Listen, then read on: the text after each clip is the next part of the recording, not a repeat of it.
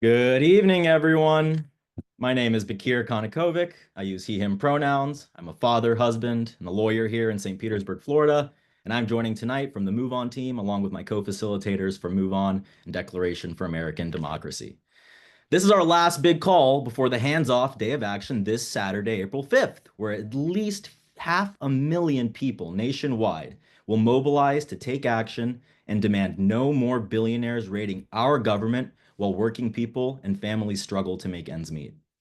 Tonight's call is meant to provide you with information and peace of mind, to remind all hosts and attendees of our commitment to holding peaceful, nonviolent actions, and to remind you all of the power you hold by knowing your rights, by having a safety plan in place, and by incorporating best practices for de-escalation should you need to use them. I know I like having reference materials, so you'll be pleased to know that information we cover tonight and supplemental resources can all be found at moveon.org/rallyprep. When you go to moveon.org/rallyprep, it's a good idea to print out and bring with you on Saturday the Know Your Rights protest cards and immigrant rights cards linked within, and then to also complete the attendee or event lead safety planning worksheet, depending on if you're participating Saturday as a host or an attendee. With that, I want to extend a very special welcome to each and every one of you as we come together for tonight's de-escalation and know your rights training.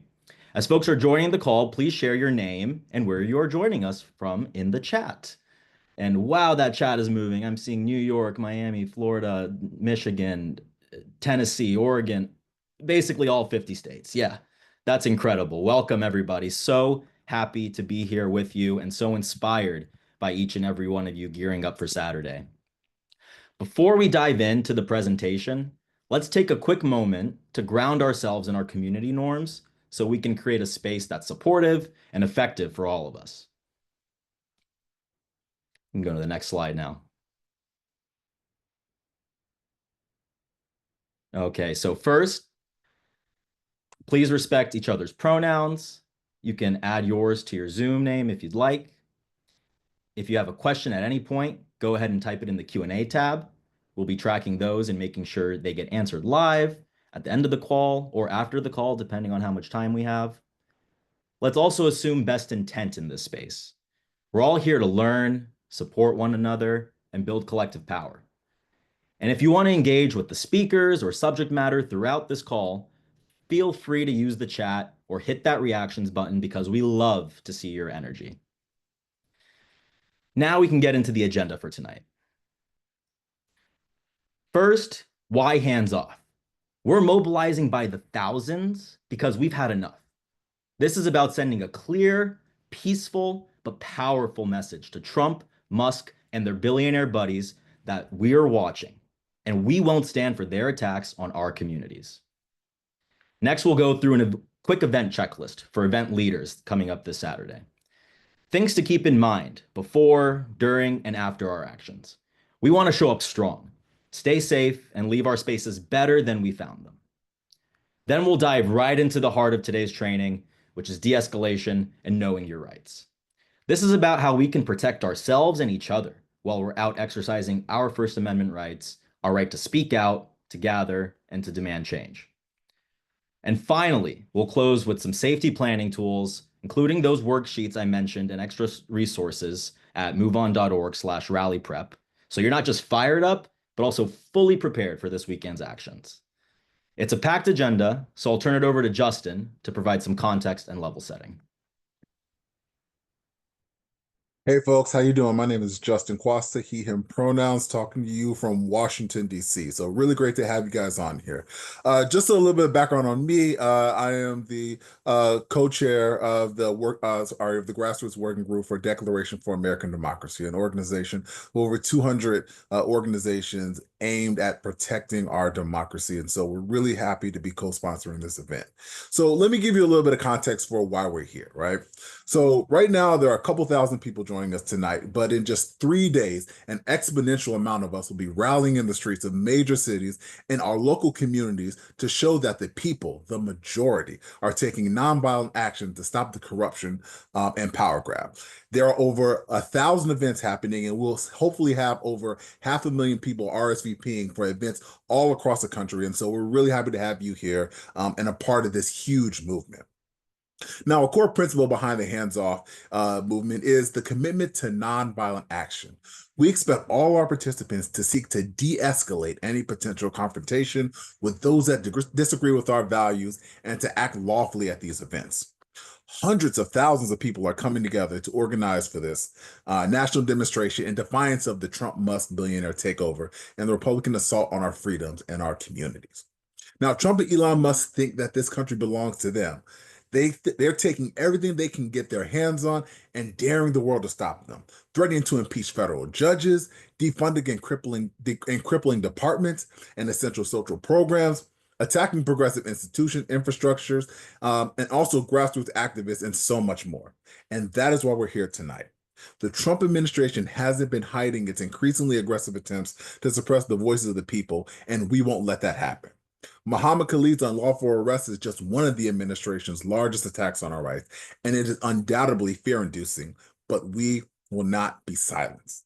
Silence in the face of injustice is complicity with the oppressor, which means that we want to equip you all with the information you need to feel confident and safe while taking action on this April 5th. So we'll give you what you need for this weekend over the course of the next hour. So in order to do that, we want you all to be participating. We want you all to hear everything. So, and we also want you all to ask questions. So at the bottom of the screen, you'll see that there is a Q&A box, and we'll be able to answer some questions live, as well as there will be a team responding directly to anything you put in there. All right.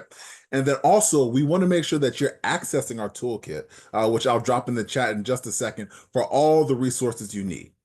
Now, while I'm doing that, we're going to put up a poll, and we want you to let us know in the chat where you're joining from us tonight, and if you are either a host or an attendee.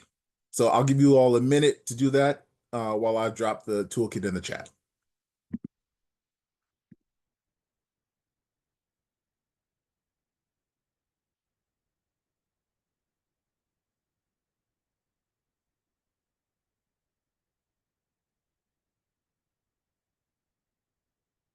Right.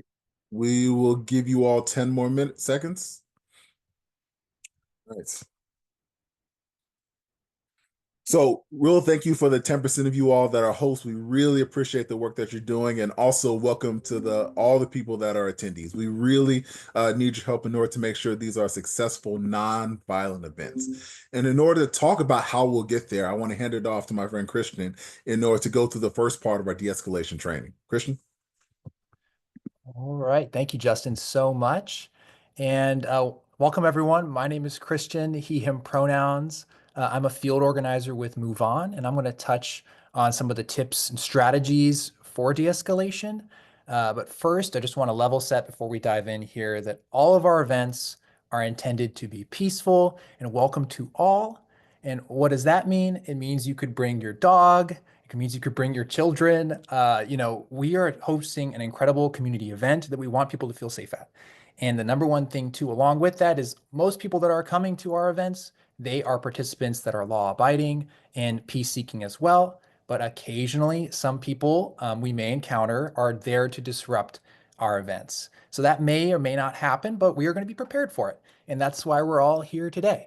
So let's look at how to identify and handle agitators. So there's 4 examples we have here. So for the first one, we have the heckler, someone that's throwing insults, name calling, or possibly filming you or members of your group. That's how you would see them and spot them. And the number one thing you want to do with that type of behavior is ignore it. Don't engage with it. Step away. Number one thing there. You never want to engage with someone who is at like in a high emotional amount of tension, because then you're just creating this feedback loop where it just gets worse. So the number one thing you should do is step away. And in addition to that, you could help lead people around you to drown out their messages with songs and chants, so that to make essentially what they're doing meaningless, right? And then in addition to all that, you want to make sure to alert your event organizer or safety lead about what's going on, because potentially that heckler could do more, get worse, or whatever. So you want to make sure that they know what's going on. And for the second category we have here, we have someone that's acting suspiciously, which could be a number of different things, right? So the way you would spot them is essentially it could be someone that's unfamiliar to most people at the event. They're avoiding chance, or they're, doing stuff that no one else is doing, and they're asking odd questions. So one of the conclusions could be this is a person that's from a different group that's infiltrating your event. Could be there for a multitude of different reasons, to get some audio recordings or video recordings and have a gotcha moment, to basically misrepresent the meaning of our event. So that's a possibility, but what we want to do is, of course, spot those people out right away, step away, alert the event organizer and safety lead, and determine if this person is acting suspiciously, and of course, record if it's safe. So that's the second type of person we may encounter. And then additionally, we have people that are instigators. People that are there that are a step above the heckler, someone who is recklessly urging on disruption or potentially even physical aggression. So that's where we, basically, again, avoid escalation. We stay calm in that moment, don't engage, and step away. So we want to alert the event organizer or safety lead, just to be, again, in constant communication with law enforcement if there does become an issue. We want to make sure it doesn't get to that point. And then the last topic we have here for this is the counter protesters. Those people are very easy to spot. They're doing essentially the same thing we're doing, just on the opposite side. We may encounter them or not, but the important thing to know is that we stay away from them. If there's a group of counter protesters and we have an event going on, we don't want to clash with them. So the best thing you could do is ignore and step away, create boundaries between those two events, should be separate, and move if necessary. And then again, you could also get the crowd to drown out their message with song and chants, because guess what? If you're doing the event and there's a group of counter protesters, usually it's not as big as the original event. So you can usually drown them out. And then, of course, alert the event organizer or safety lead to make sure that everyone knows the boundaries and where everyone's at. And that's pretty much it for this slide. So let's move on to the next one here. And we have a video here regarding situational awareness and de-escalation. And we're about to show that here in a second while she's about to reshare the slide there. This is a video from Dartmouth Trauma Research, and it's really mainly about conflict resolution, but it does include some aspects of de-escalation strategies. Just remember, our main goal here today is to learn how to stay calm in high tense situations, and to be able to avoid escalation, and to be able to identify these type of situations. So let's go ahead and play that video here. Hi there. This brief video is going to describe simple calming and de-escalation strategies. When people are escalated, it often comes from a sense of threat or fear. Even if the threat is not real at the time, their past experiences with people and the world may have wired their brains to expect harm or danger. When we as humans perceive threat or are otherwise incredibly stressed or angry or scared, we activate our survival brain. This more primitive part of our brain has only one job: to keep us safe. It doesn't care about reason or logic. In fact, the thinking parts of our brain turn off and we act mostly on instincts. These instincts include reading nonverbal cues from our environment. Those nonverbal cues are actually more important than verbal cues or what people say to us. So when people are escalated, at their core, they want control. We give them control over their own safety and decisions. Do not block people, corner them, or block entrances or possible escape routes. As soon as you do, they want to fight or flee even more. Give 2 arms length distance. Keep our body posture open so it does not appear that you are hiding anything. Keep your body posture as relaxed as you can, even if it's hard. A looming, towering figure only sends the message that you want to dominate. So if it feels okay to do so, ask them what would make them feel safe or feel better. Put the control back on their turf. Ask what would help. Ask what could happen next. One of the most famous practices and sayings for de-escalation is low and slow, from Teresa Bolick.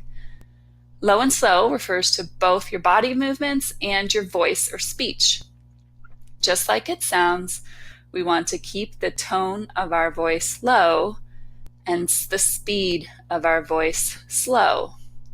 When you lower your tone and speed, it makes it more possible for the other person to process what you are saying and not feel threatened, as opposed to a higher pitched tone and quick speech, which frankly increases stress. Then We also try to lower and slow down our body movements and posture. So try to sit in a chair or on the floor, especially if you were children, and especially if the person who is escalated is lower down than you. Maybe they're on the floor or in a chair. If you get on an even playing field, this gives the nonverbal cue that you mean no threat. And try to slow down your body movements so as to not further alarm their cues for danger.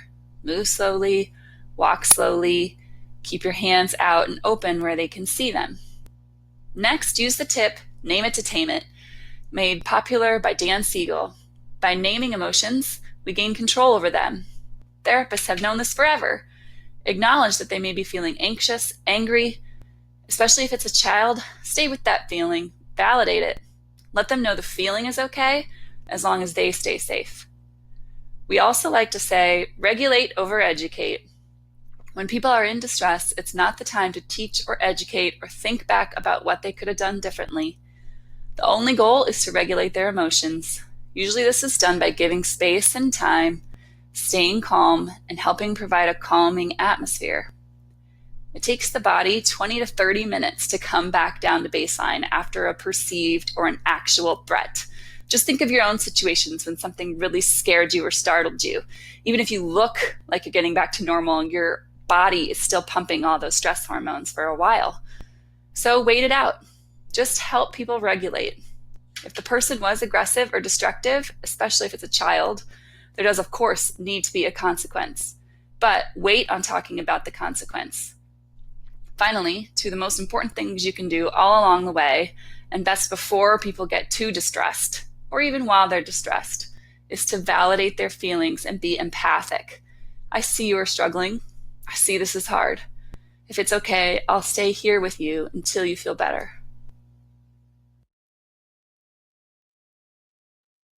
All right, and that's the end of the video there. A lot of good tips. And now let's head back into the presentation. And let's just give it 1 second here. All right. And so now we have a couple other de-escalation techniques. And a lot of this is just a conglomeration of what you saw in the video too. Also too, there's been this question in the chat. I've noticed we are going to be able to have a recording of this to share to everyone as well. Just so if anyone's curious about that, this is going to be shared and you'll be able to share it to other people at your event as well. But back to some of these techniques now. So regarding de-escalation techniques, the number one important thing that they mentioned in that video is to stay calm and use a neutral tone. That's the most important thing you need to know. If someone's really at a high level of emotional tension, the only way to get them down, bring them down is to essentially act calm. And if you meet that, they're just going to create a feedback loop like I mentioned before. There's no point in engaging in that conversation that they aren't even listening attentively to. So that's the number one thing there is to stay calm and use a neutral tone. Number two is to redirect focus. If someone is disrupting the event and is being an agitator, they are garnering the focus and spotlight and stage in some level. So we want to make sure that they don't get that focus. So the number one way you can do to drown them out is, again, what we mentioned before was leading in chants or songs to be able to make sure that no one can hear them or what they're doing. And then in addition to that too, we could also move the event slightly over, and so again, establishing kind of what the fourth point here is setting boundaries.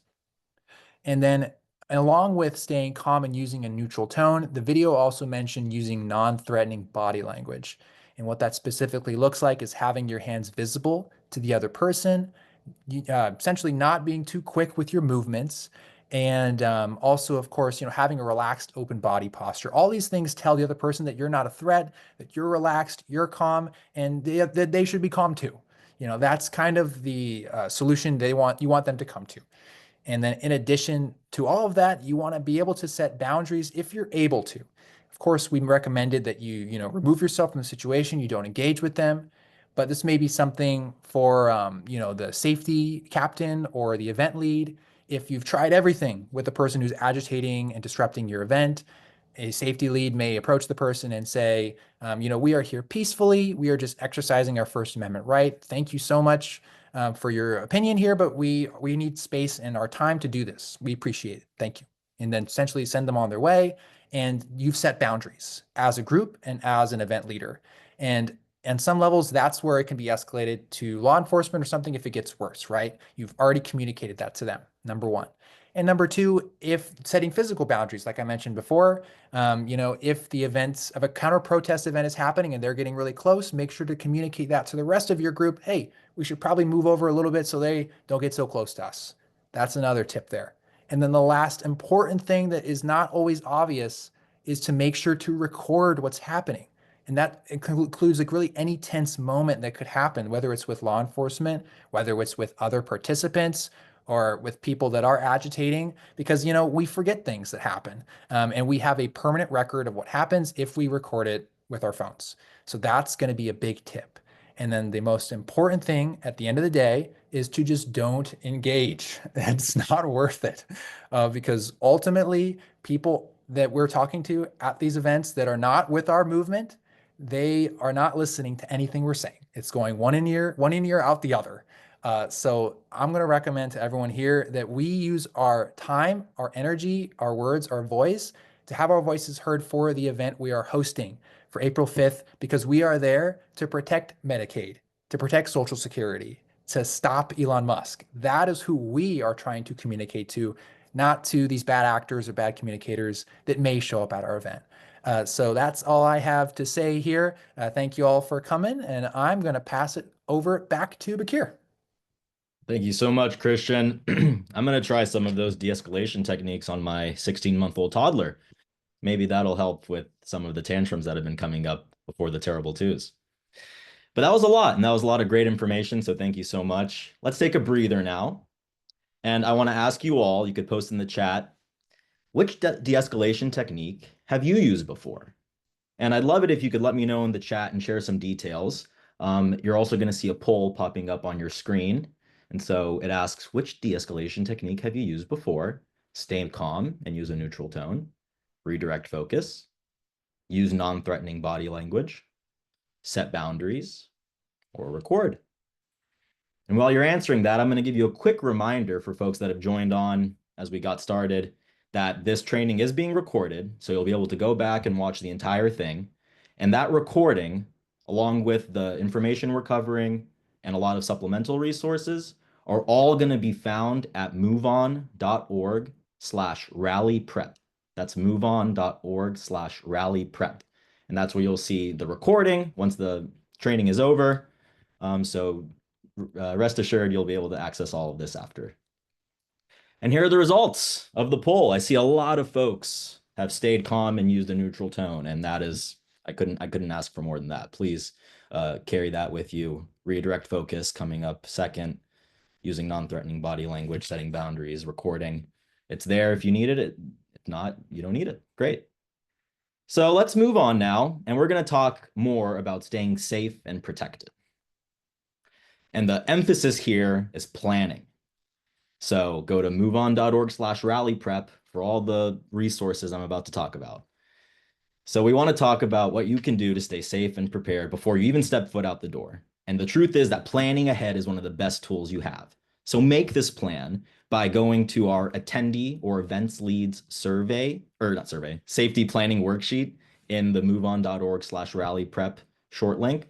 There you'll be provided with all of our de-escalation resources, and you have a great planning worksheet if you're an event host or an attendee that'll help guide you through a lot of really important aspects of the event. So who you're attending with, are you going to go with a buddy or a group?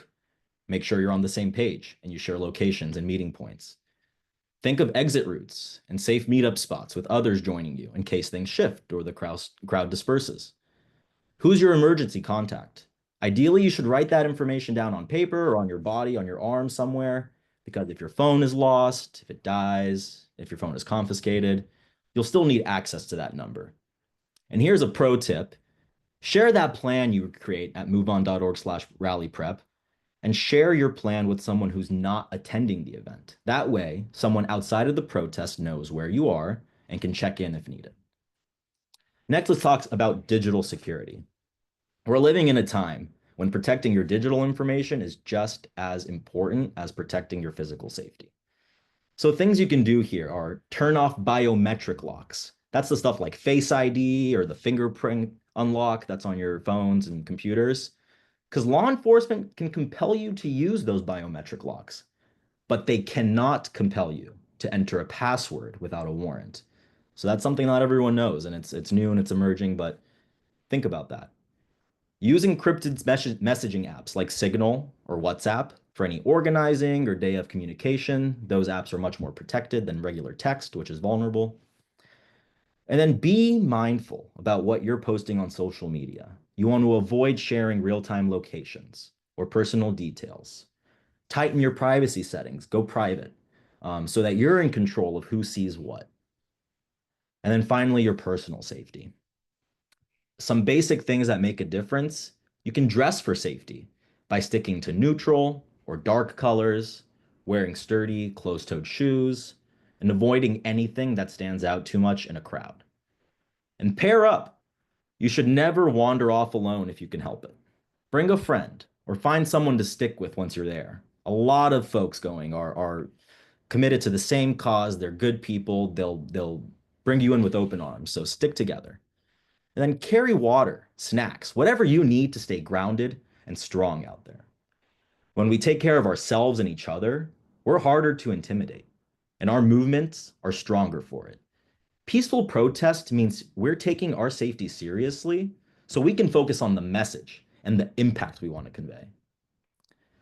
And so for the chat, I'd love to see if you have any other safety tips from past protests you have been a part of. I know we have a wealth of information and knowledge in this chat and on this call, so please share other safety tips with each other. I know we can all learn from each other really well here. Now we're going to shift gears. We're going to talk about knowing your legal protections. We can go to the next slide. Great. So the information we're providing here isn't legal advice, but it is a helpful overview of the legal protections we all have, especially when we're out exercising our rights. And just to remind you, the de-escalation and know your rights resource packet, everything at moveon.org/rallyprep is going to cover what I'm talking about here in detail, and it'll provide supplemental resources that go deeper. So I don't want you to feel overwhelmed by this information. Rather, I want you to have peace of mind and power in knowing your rights and knowing that you can go to moveon.org/rallyprep to learn more and refresh your memory if you don't recall something. So first, let's start with the First Amendment of the United States Constitution, my absolute favorite.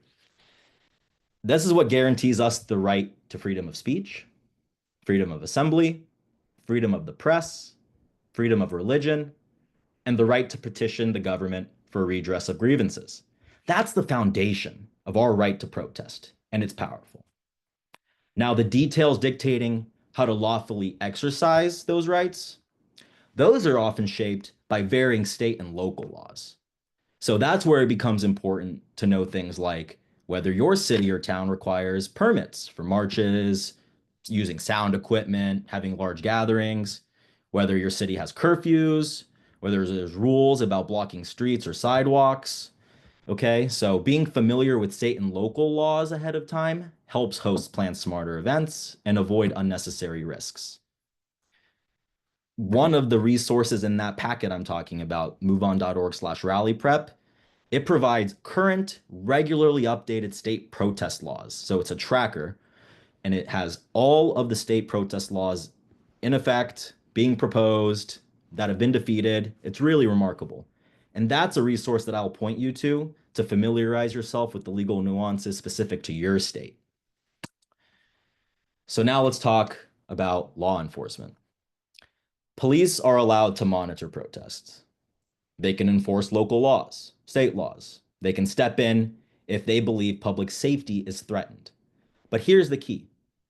They can't use excessive force, and they cannot retaliate against peaceful protesters just for being out there exercising their rights. So this is something that's really important. I want you all to keep this in mind. So we don't expect this to happen. But in a scenario where there's a police presence and they're not happy with how things are going, before any action can be taken on their part, law enforcement must provide a clear dispersal order specifying the time to leave the premises and specifying what safe exit routes exist before any arrests can begin. So you want to make sure that if and when you hear any dispersal orders from law enforcement specifying a time and to leave and a safe exit route for leaving, you want to follow those instructions calmly to avoid any escalation. And that must take place by law enforcement before any arrests can begin. So that's just really important to know. And again, we don't expect this to happen, but arrests do happen, even when folks are peaceful. You know, we live in America. Though we do not expect anything like this, let's talk about what you can do if you are arrested. First, you remember, you have the right to remain silent. In most states, the only thing you usually must give is your name. Beyond that, you don't have to answer any questions. You can say, just like this, I'm exercising my right to remain silent, and I want a lawyer. That one line is really powerful. Once you say it, you don't have to say anything else. So that second part, request a lawyer. Be clear about it like I just modeled. You have the right to legal representation, whether that's a private attorney or a publicly appointed public defender.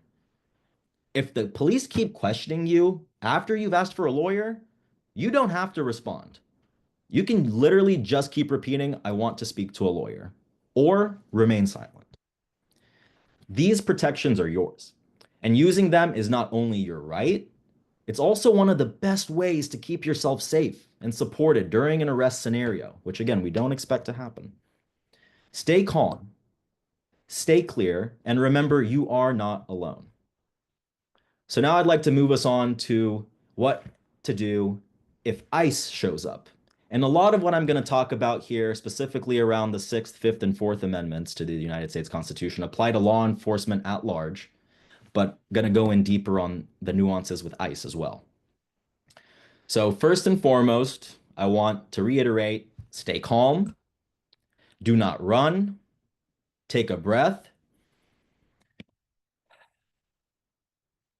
ground yourself, and activate your safety plan. That's the safety plan I'm talking about for attendees and event leads at moveon.org/rally prep. We talked about it earlier. We're going to keep talking about it. You do not have to answer any questions if confronted by ICE. You're not required to disclose your immigration status, not for yourself, not for anyone else. It's important not to lie or give false documents, but you can calmly say, I choose to remain silent. It's incredibly important to know. I come from a family of immigrants. I'm a first-generation American. This is close to home. It's incredibly important to know that these constitutional rights apply to you regardless of your immigration status. Whether you're a citizen, have legal status, or are undocumented, these rights still protect you. So don't let anyone talk you out of that truth. That's foundational. That's where you can derive a lot of power here. So now I want to talk about 3 of these fundamental rights enshrined in our Bill of Rights that are especially important if you ever have an encounter with law enforcement or ICE. The 6th Amendment. This is what gives you the right to a lawyer and a fair trial. So if you're charged with a crime, you have the right to be informed of what you're being accused of, to have a lawyer represent you, to see and challenge the evidence being used against you, and a speedy and public trial if it gets there. There's a nuance here when dealing with ICE that's different from criminal proceedings from regular law enforcement. So if ICE were to question and detain you and wants to start a legal proceeding here, of course, you have the right to say, I want to speak with the lawyer before I answer any questions. But keep in mind, in immigration proceedings, the government doesn't have to provide a free lawyer, like in criminal cases. But you still have the right to hire one or to request a list of free or low-cost legal services, a list of pro bono organizations or attorneys providing free or low-cost legal services. So what I would suggest, if you find yourself in this scenario where you could end up in an immigration situation with ICE, have a list ready to go before you get in this situation. So do some research on someone free or low cost that you might want to point to. But at the same time, if you're there in the moment, you can always ask for that list. It's just different because they don't have to provide you the attorney for free like in a criminal proceeding. So little difference there. The Fifth Amendment. This is what protects your right to remain silent. And it's powerful and it's simple. Like I've been modeling, I'm exercising my right to remain silent. That's all you have to say. You don't have to explain yourself. You don't have to share documents. And the government cannot punish you for staying silent. And now the Fourth Amendment. This is what protects against unlawful searches and seizures. This means law enforcement or ICE cannot search your home, your car, your belongings without your consent, a warrant, or probable cause. If ICE is trying to enter a home, building, vehicle, personal belongings belonging to you, ask to see a warrant. And there are two kinds of warrants here. There's an administrative warrant, which is the warrant type most often used by ICE. An administrative warrant does not give ICE the right to enter your space or belongings, your private space or private belongings. These are typically for immigration enforcement, so they'll have an arrest or removal of a named person dictated in the order, but it does not authorize entry into private areas without consent or a judicial warrant. That's the second type of warrant. A judicial warrant, that's the one that's signed by a judge. That's what's required for ICE or law enforcement to lawfully enter and search your private space and belongings. And that warrant has to have the correct name, address on it. In this scenario, you can ask to see it through a window. You know, if you're behind a closed door, you don't have to open the door. You could ask to see it through glass. I just want you to remember here, you do not have to consent to a search or seizure. You can say no. You can say you do not consent. You can actively request law enforcement or ICE to provide you with a warrant, giving them permission to do so. And I know this chat is moving fast, and I appreciate you all putting your questions in the Q&A so that we can circle back to them later. If we get any questions on exceptions to warrants, I'm happy to talk about that later, but there's a few, so I'm going to move on to talking about what to do, what you can do if someone else or you are detained by ICE. So you remember, first and foremost, you have all the rights I've talked about so far. And then this happens, if you're detained, you should activate your attendee or events lead safety plan, like I talked about at moveon.org/rallyprep. This is where you will prepare for this moment. You remember that you have the right to remain silent, the right to speak with a lawyer. Again, for ICE, you can request a list of free or low-cost legal help for you to reach out to. For criminal proceedings, they have to provide you with an attorney. The bottom line here is, don't panic, don't run, and don't speak without a plan. Your calm response is your power in a situation like this.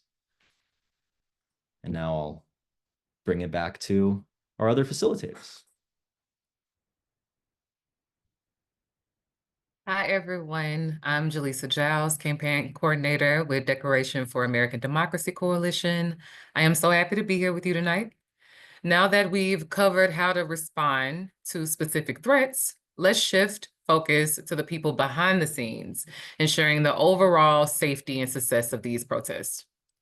While most of us will be attending and showing up, there are event hosts and safety leads who play key roles in organizing and managing these situations. Let's take a moment to understand what those roles entail, what your role is as an attendee, and how we can all keep everyone safe. So first, we'll start off with the event host. If you're an event host, you should appoint safety leads. Their responsibility will be to complete an event safety plan that's at the website moveon.org/rallyprep.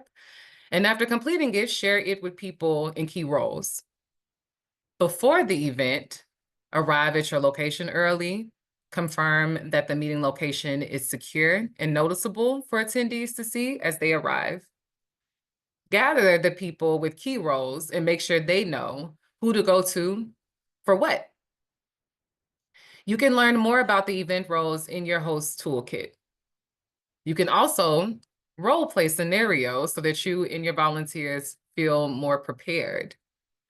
The other responsibilities are to ensure a smooth, safe, and lawful event, help address any safety concerns from attendees, communicating with law enforcement if needed, and deciding to disperse if needed.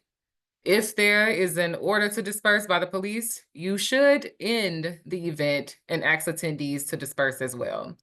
These events are intended to be peaceful and lawful actions, but there might be other safety reasons to end the event as well. Why this matters for you as an attendee? Understanding and identifying who is in these roles will help you support event safety and effectiveness by letting them lead with hecklers and law enforcement. When a disruption happens, sometimes well-intended participants can make things worse by speaking over the safety lead or crowding around the disruptor and inadvertently escalating the situation further. Ideally, only 1 or 2 people are handling the de-escalation while everyone else safely moves away, chanting or carrying on with the event. The same applies to liaising with the law enforcement. Let the security leads or event host handle it. And that's just a little side note. The number of people in those security roles are dependent on the size of the event. And if you want to support as a safety lead, please reach out to your event host. I'm sure they'll be happy to have you.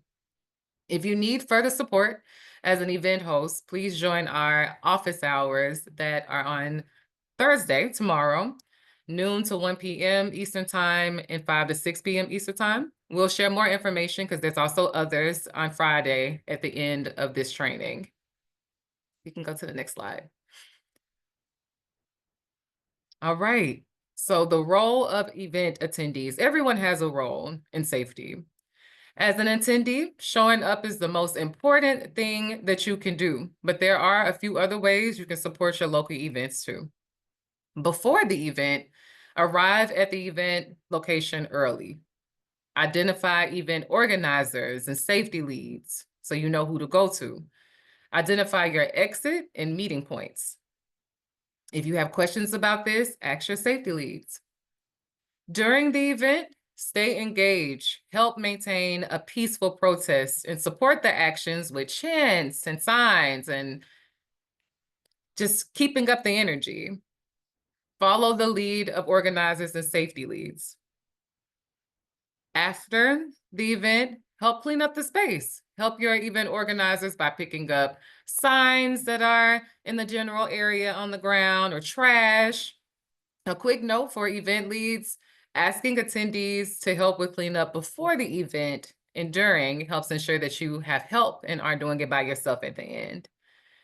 And then the last 2 things are to post your stories, pictures, and videos online after using the hashtag #handsoff and to stay connected with organizers for future actions. I'll pass it back over to Bakir. Thank you so much, Jaleesa. And Lisa, could you put us back on the CTA slide, if possible, please? Great. So these are your CTAs. These are your calls to action coming away from this training. Complete a safety plan worksheet. We have one for attendees. We have one for events leads. Go to moveon.org/rallyprep. That's where you'll find those worksheets. You'll find supplemental resources going deeper on the areas of law that were discussed. You'll have a tracker that shows you the different protest laws by state and locality, so you can become more aware and familiar with your specific situation. And then for event hosts, de-escalation office hours will be available to you tomorrow, Thursday, April 3rd. To access those office hours, go to moveon.org/de-escalation support. And then there's a general event office hours for anyone who wants to join on Friday, April 4th, the day before. Go to moveon.org/handsoff support for that. And I just want to thank each and every single one of you for showing up, for learning, for preparing to stand strong together. When we hit the streets, we're not just showing resistance, we're showing care, community, and courage. By knowing your rights, protecting each other, and staying grounded in nonviolence, you're making it clear we are powerful, we are organized, and we're not backing down. That is what people power looks like. So stay safe, stay connected, and we'll see you out there loud, peaceful, and unshakable. So let's do this. And now I think we can have 15 minutes or more, depending on questions. So I know that there was one I saw specifically around what we expect from law enforcement and ICE at these events. We're not expecting necessarily for there to be any law enforcement or ICE presence looking to disrupt what we're doing.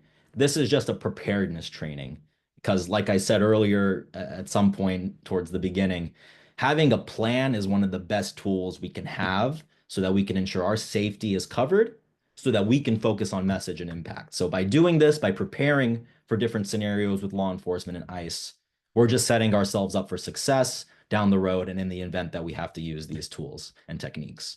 But we're not expecting violence. We're expecting peaceful nonviolence. I have a 16-month-old daughter, and I think it's going to be baby's first protest.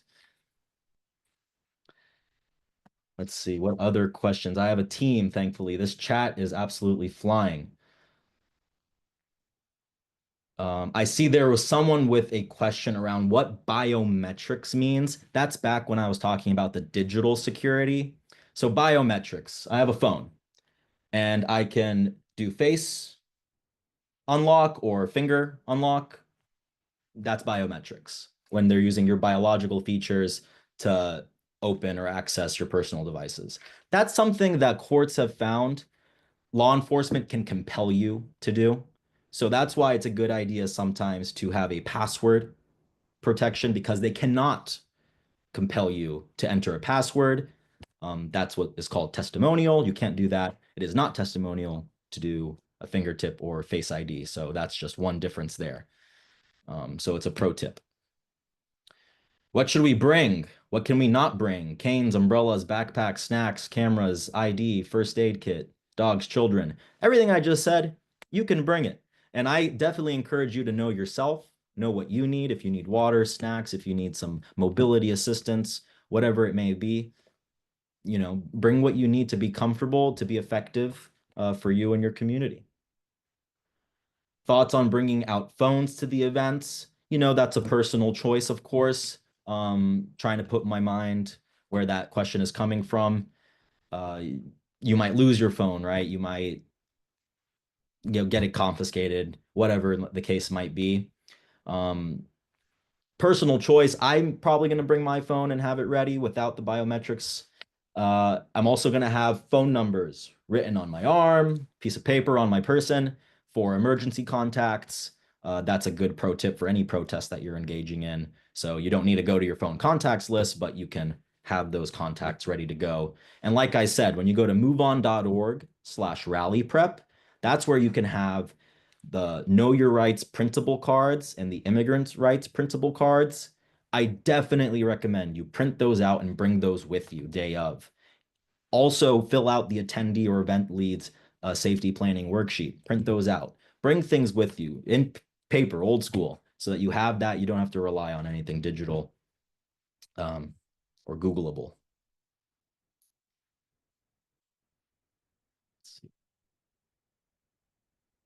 We have over 1,000 RSVPs. What additional tips do you have for hosts of very large events? I don't know if Justin or Jaleesa or any Christian, you want to speak to something there with event pro tips and how our hosts can manage large crowds, have fun with signs, other stuff like that. But I open the floor to you. I can say a little bit about that. When you have a lot of participants, maybe you could appoint more safety leads or have more co-leads to be able to be present to help keep order, right? I think you need to have more people there to represent the leaders, the event leaders' ideas and rules and capacities in all parts of the event. So that's what I recommend is helping find more safety leads or more people that would be able to represent the safety aspects of the event. And Julissa wants to chime in too with some more additional details too. Yeah, I mean, I totally agree with what you said. The only thing I would add too is also I think that's the important role of having a great MC that can also, as the event's going along, be able to spot out the crowd, and obviously, highlight things as they're happening and informing the crowd, or just constantly reminding crowd kind of where exits are, what are the things that they should be keeping thoughts of from their vantage point at the crowd. So I think, you know, active MC is also incredibly important as well. Really good tips there. I'm seeing some questions about how to handle attendees who are disruptive or protesters who are disruptive. That's a lot of what Christian wonderfully covered in the de-escalation techniques. You can, what I'm seeing a lot of folks in the chat say, ignore protesters. Do not engage with them. When it's your own attendees, that maybe looks a little different, right? So something I would suggest is something that I try to do whenever working with people in the same movement, right? We have similar values, we have similar purpose for being here. To the best of my ability, I'm going to try to bring in these people that are part of my group, an attendee who might be disruptive or you know, knowingly or unknowingly. It's always best to try to bring them in, guide them in a more appropriate way for you know, what the guidelines are for the host event. But I'm not sure if Christian or Justin, you want to add a little bit more. I think doing your best to bring them in a calm way, remind them of why we're here, center, like we did at the beginning of this call, centering in the norms and guidelines for how you want to approach your event. That's really where an MC and your event leads are going to come in. Let's see, what other questions do we have?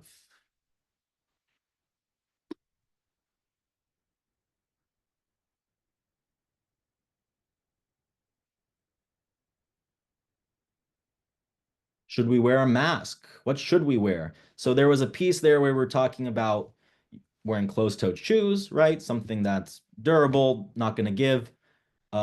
Wearing darker clothing is something else that we suggested. So black, navy, you know, something that isn't going to be easily recognizable or identifiable in a crowd is something that's general protest norm. Leaving jewelry at home. I'm seeing folks in the chat. Yeah, listen to each other a little bit too, because like I said before, there is a lot of wealth of information. There's some folks that have been to protests before that, you know how it goes. And so you can learn a lot from each other. I see state law tracker question mark. So I'm going to reiterate again. If you go to moveon.org/rally prep, that's where you're going to see a lot of, well, first of all, the recording to this entire training. That's going to be linked after the call ends. You're going to see the slides, you're going to see supplemental resources, and you're going to have a specific resource that tracks all of the state laws regarding protesting, and it's updated every single day. It was just updated yesterday for Kentucky. That's where you can get more familiar with the specific state laws that twist and bend those First Amendment rights that you have to peaceably assemble and protest. Like I'm in Florida, for example. We're working on it, but you know, Governor DeSantis and his legislature have not been great in their legislative agenda on protest legislation. So we do the best we can to stay aware of these things and protest peaceably and non-violently in spite of them. I'm seeing flags, signs. I think there's a lot here where you all in your specific localized events can work together to make this fun. You know, this is exciting. I'm very excited. This is the biggest mobilization since the Trump administration took office, and it's only going to get bigger from here. 500,000 people RSVP'd so far, and that's just this afternoon. I'm sure it's grown since then. This is fun. This is exciting. So this is where we get to show our strength, our power, our courage, you know, to step up and speak up for the things that we believe in, that we want to see in this country. Inflatable costume, okay? I mean, if that's what you want to do, I'm sure I'd like to take a picture. Okay, I'm seeing a bump for office hours. So could we put that office hours and CTA slide up one more time, just so folks can have that as a reference? You're going to see our wonderful chat moderators dropping links in the chat. Those links are specific to the various office hours. Thank you, Matt, for putting them all together there. The big link coming out of this call also is moveon.org/rally prep, so you can get a lot of good information there. Beautiful.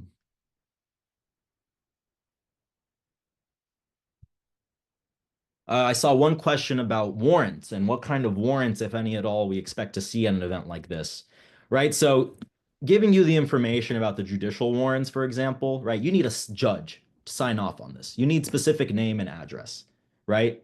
So I tell you this because it's more likely than not that any law enforcement that says they have a warrant, if they do, they're not going to have a judicial warrant in like what, 5 minutes with all your information, right? So you're probably not going to see a judicial warrant in a public protest like this. Administrative warrants, those are the ones that ICE usually uses, and those are the ones that identify a specific person or set of persons for ICE to question, interrogate, detain.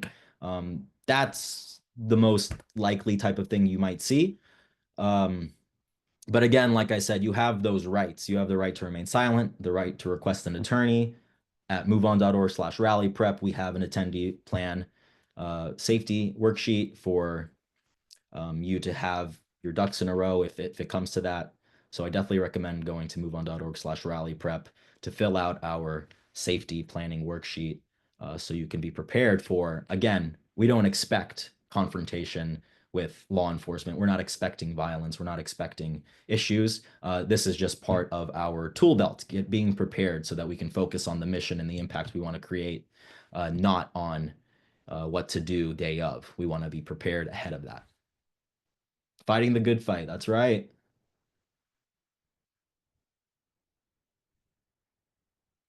Let's see. Chat is just flying. Use of bullhorns, use of props like that. You know, when I do field work, sometimes I bring a bullhorn. I think what you want to do is be mindful, right? These are localized events. Think about participating in your event. Are you adding value? Are you detracting from a message? You know, you don't want a bunch of people talking over each other. You want to try to be in unison. Bringing bullhorns, props, as long as they're okay with your host, totally fine. Just be, use your discretion about how you're using these things. And we want to make sure that everyone is having a good time and impactful protest. So that's all I would say, is just to remain mindful of the folks around you. And there was one line I really liked. I can't remember who said it, but you want to leave the event and the space you occupy better than you found it, right? I think that is a really good principle to live by generally.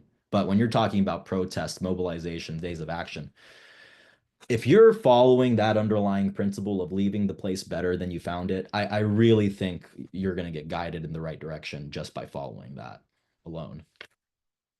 I'm seeing someone asking for a replay link. Yeah, so if you go to moveon.org/rally prep, when this call concludes and Zoom uploads the beautiful recording link for us, we're going to link that for you, make it accessible so you can come back and watch these things that we're talking about over again. But there's also textual supplemental resources that you can go deeper into on the areas of law we touched on, and the de-escalation techniques that we spoke about. Let's make some good trouble. Sticks on signs, cowbells, whistles, do what you got to do. I see a question about no live posting from the event. So the idea there is this is a safety measure. It's to prevent anyone from knowing your exact and precise location. It's just an extra step you can take to protect yourself, not to put yourself out there. But again, it's not like we're expecting any kind of hostility or targeted attacks like that. It's just something that we want to prepare for, some pro tips, things that are readily publicly available that are just good ideas to apply in your protesting experience.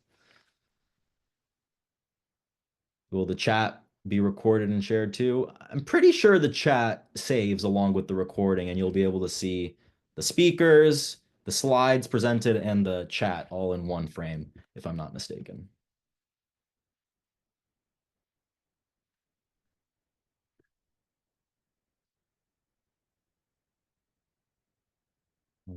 Looking at our Q&A.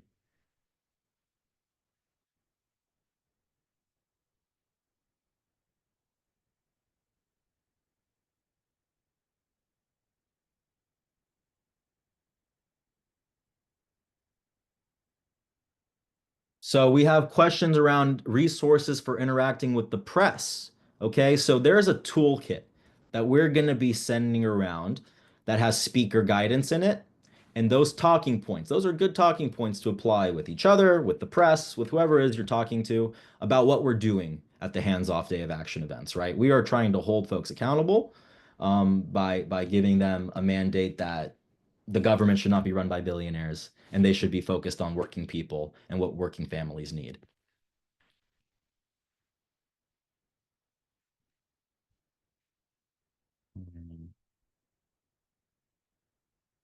Should we live stream the event or post on social media? So one thing I do want to let you all know is that events will be live streamed on YouTube and Facebook, and press resources can be found in the toolkit I was talking about. I have a link for this toolkit. It's handsoff2025.com/toolkit.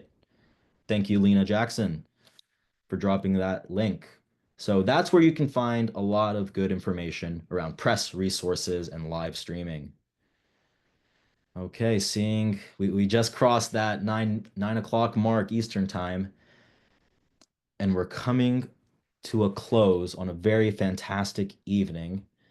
And I want to see if there's last question.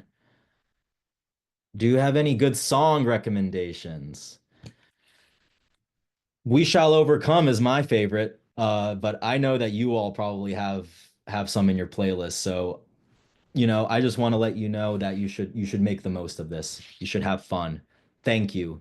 Protesting carries risks. By preparing ahead of time, we can stay focused, keep each other safe, and make sure our message is heard. Your courage and commitment to democracy are invaluable. And so I just want to thank you so much on behalf of all the facilitators, on everyone at the endless list of partner organizations working to make this possible. Thank you for standing up in these critical moments. Let's get out there. Let's be loud, peaceful, and unshakable. We can do this. Thank you.